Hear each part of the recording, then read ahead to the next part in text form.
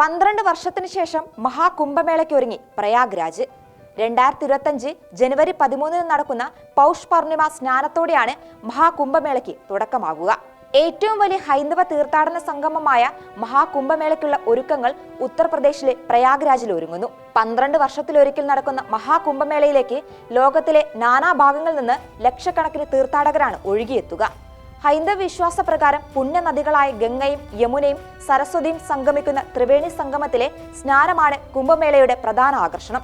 ഇതുവഴി മോക്ഷം ലഭിക്കുമെന്നാണ് തീർത്ഥാടകരുടെ വിശ്വാസം.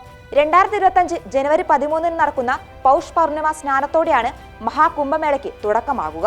45 ദിവസം നീണ്ടു നിൽക്കുന്ന മഹാകുംഭമേളയ്ക്ക് മഹാശിവരാത്രി ദിനമായ ഫെബ്രുവരി 26 തിരശ്ശീല വീഴും. ജനുവരി 13 ഫെബ്രുവരി 26 പുറമെ മകരസംക്രാന്തി ദിനമായ ജനുവരി 14, മൗനി അമാവാസി ദിനമായ ജനുവരി 29, വസന്ത പഞ്ചമി ദിനമായ ഫെബ്രുവരി 3, മാഘി പൂർണിമ ദിനമായ ഫെബ്രുവരി 12 എന്നീ തീയതികളിലാണ് പ്രധാന സ്നാനങ്ങൾ നടക്കുക.